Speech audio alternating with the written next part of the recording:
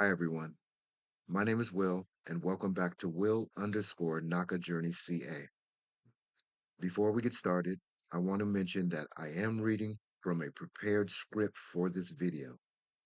I'm doing that intentionally because I want to make sure I communicate the information as clearly, accurately, and responsibly as possible.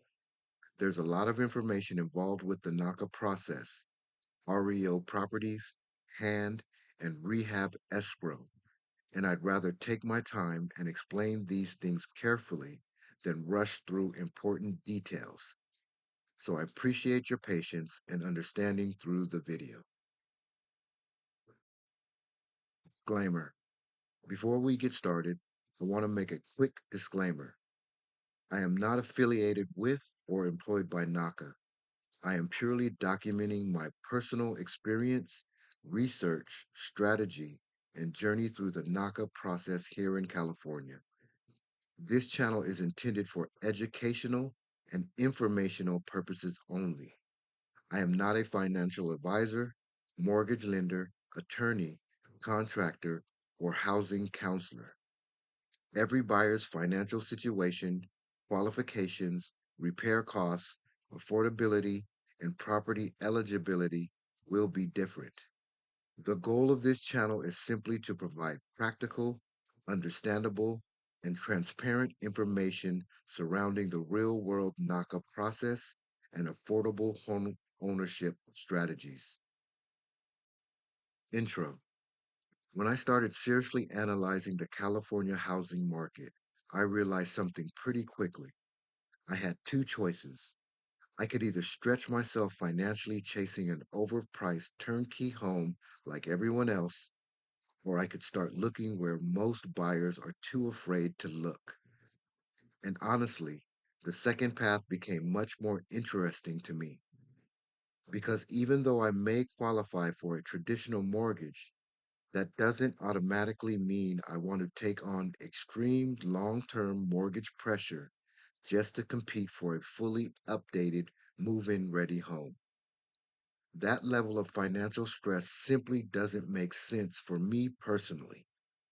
So instead of chasing perfect homes with maximum competition, I started researching a more strategic path into home ownership. And eventually, that path led me towards REO properties, distressed homes, rehab opportunities, the hand department, and rehab escrow through the NACA program. And honestly, this strategy became one of the biggest reasons I decided to seriously pursue NACA in the first place. In today's video, I want to break down what an REO actually is, why these homes may create opportunity, how NACA fits into the strategy, how hand and rehab escrow work, the responsibilities involved, and the risk people absolutely need to understand before attempting something like this. Because this strategy is not about finding a cheap house. It's about trying to create a more sustainable path into home ownership in an extremely expensive market. And at least for me personally, sustainable ownership matters more than simply buying the biggest house possible. Section 1. Why I feel positioned for this strategy. Before we go deeper into the strategy itself, I also want to explain why I personally feel positioned to pursue this type of approach responsibly. One thing I want viewers to understand is that I'm not approaching this strategy because I cannot qualify for a traditional mortgage. In fact, my financial profile is actually strong. My credit score is above 800. I've established consistent savings habits. I maintain five-figure savings reserves. I also maintain five figures in stocks and investments, and my annual income is in the six figures through stable employment. So I'm not entering this process financially unprepared or simply hoping for approval. I'm approaching this strategically. because I think there's an important difference between being able to qualify for a mortgage and actually wanting the long term financial pressure that comes with that mortgage. Those are two completely different things. My goal is not simply getting qualified for the biggest loan possible. My goal is sustainable home ownership with manageable long term affordability. And honestly, I think more buyers today are starting to think this way, especially in California. Another major reason this strategy makes sense for me personally is because I'm not in a rush. And honestly, I think patience is one of the biggest advantages someone can have going into the NACA process. Because from everything I've seen so far, this process requires discipline, organization, documentation, financial consistency, and realistic expectations. And if the process takes time, I actually view that as a positive because while moving through the process, I can continue building savings, strengthening reserves, reducing debt, organizing documentation, and improving my overall financial position. So instead of viewing time as a negative, I'm viewing it as an additional preparation time.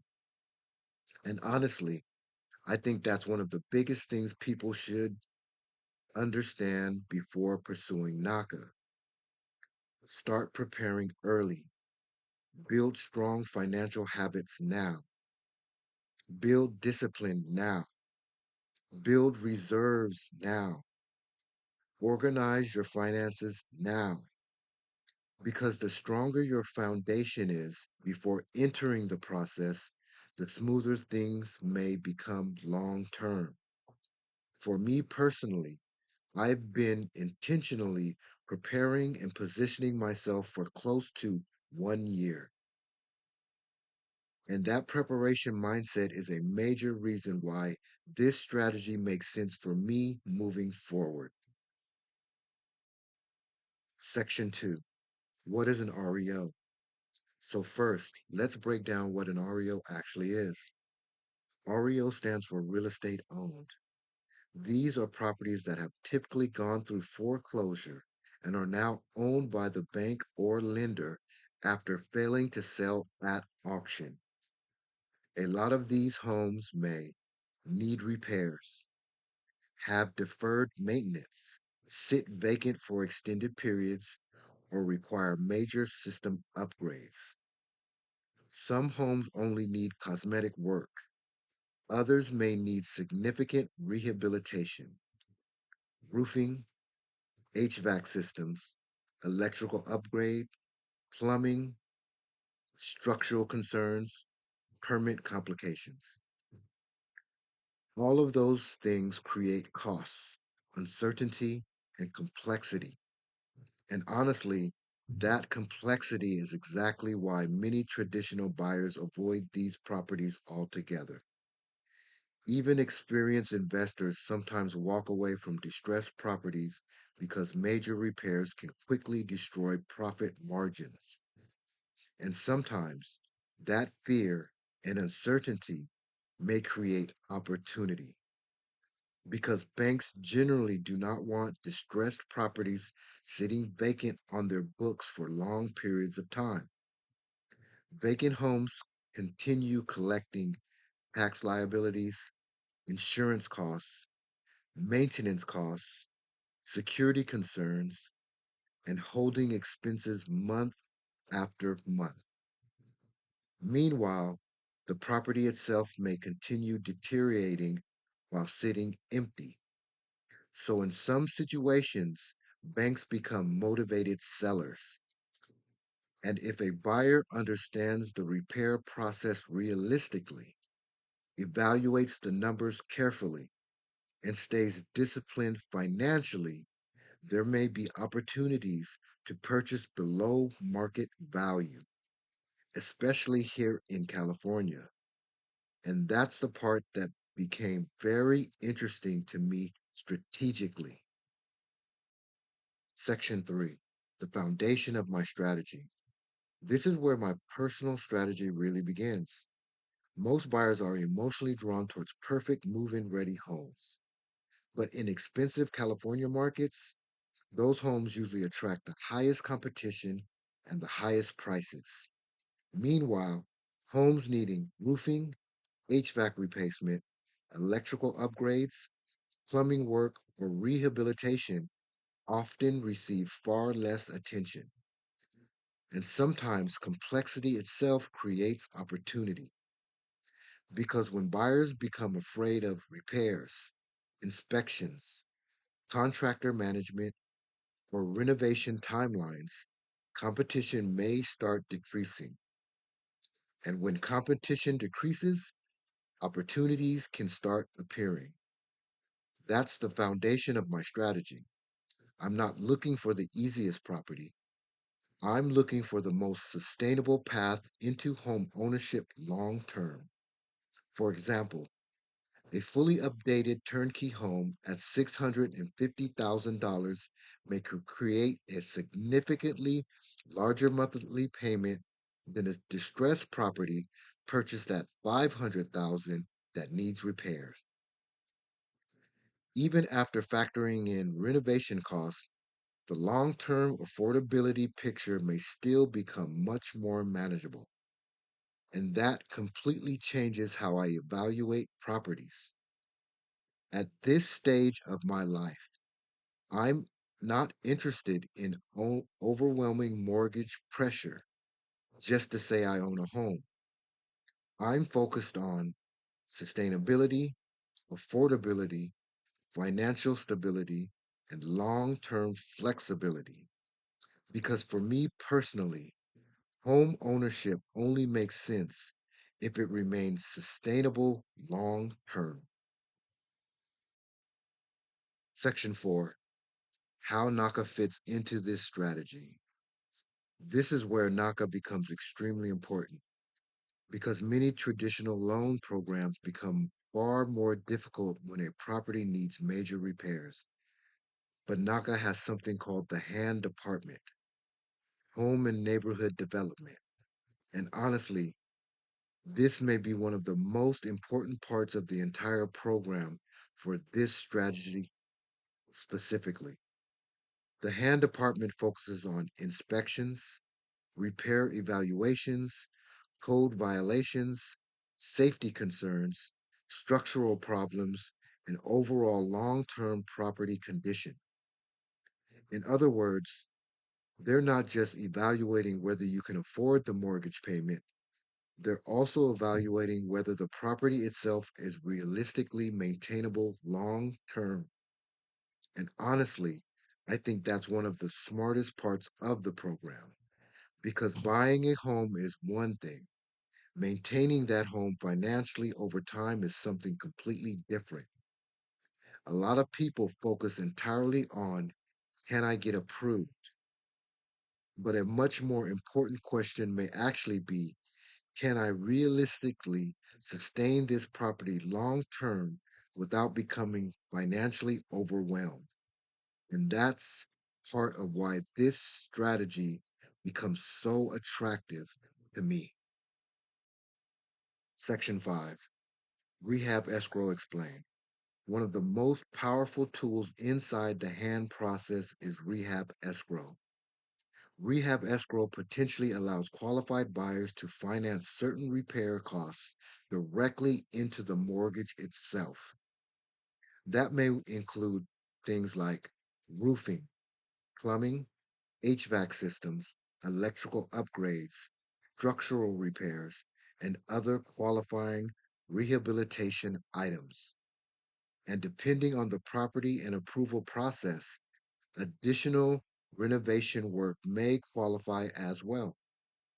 Of course, all repairs, escrow approvals, contractor requirements, affordability calculations, inspections, and property eligibility are all still subject to NACA guidelines and lending approval. But honestly, this completely changes how I started viewing the housing market because now I'm not limited to only searching for perfect homes. Now I can evaluate homes with repair potential and ask much more strategic questions. What do the repairs realistically cost? What could the property realistically become after renovations? And most importantly, do the numbers actually make sense long term? That's a completely different mindset compared to simply chasing cosmetic perfection. And honestly, I think that shift in mindset is one of the most important parts of this strategy. Section 6, Buyer Responsibility. Now, I also want to make something very clear. This strategy is not passive. And this is probably the section people need to pay the closest attention to. NACA does not manage the rehab project for you. As the buyer, you may still need to coordinate contractors, collect repair estimates, manage timelines, communicate with professionals, stay organized, monitor progress, and handle unexpected problems during renovation. And unexpected problems absolutely can happen. Costs can increase, contractors can delay work, additional repairs may appear during inspections, permits can slow timelines down. Hidden issues behind walls, under flooring, or inside major systems may suddenly appear once work begins. This strategy absolutely requires patience, discipline, organization, financial reserves, and realistic expectations. This is not easy money. This is strategic problem solving. And honestly, I think people underestimate the mental and emotional side of renovation management because distressed properties can become extremely stressful if someone enters the process unprepared. So, this strategy only makes sense if someone is willing to stay disciplined, patient, and financially responsible through the process. Section 7, Risk and Reality. And honestly, not every distressed property is a good deal. Some properties can become financial disasters if repairs are underestimated. And not every property will qualify under NACA or hand requirements. Some homes may have major structural problems, title complications, severe deferred maintenance, repair conditions that exceed affordability, or issues that simply make the transaction unrealistic. That's why inspections matter, budgets matter, contractors matter, and contingency planning matters. This strategy only works if the numbers make sense realistically. The goal is not simply buying a cheaper house. The goal is sustainable ownership without overwhelming financial pressure long term. And honestly, I think that distinction is extremely important because a lower purchase price alone does not automatically create a good financial decision. A property only becomes a good opportunity if the total long term picture still makes sense after repairs, maintenance, taxes, insurance, and overall affordability are considered together. That's why patience and discipline are absolutely critical with this approach. So, in closing, as I continue through this process, I'll be documenting property searches, REO opportunities, inspections, rehab discussions, contractor consideration, negotiations, timelines, and everything involved in navigating this strategy step by step. Again, I want to reiterate that I am not affiliated with or employed by NACA. I'm simply documenting my personal experience, research, strategy, and journey through the process here in California. The goal of this channel is simple: to provide practical, understandable, and transparent educational content surrounding affordable home ownership and the real world NACA process. And honestly, I think more people today are looking for realistic conversations around housing affordability instead of hype. So if that sounds like something you're interested in, make sure to subscribe and like and follow the journey. Real process, real steps, real home ownership. Thanks for watching, and I'll see you in the next video.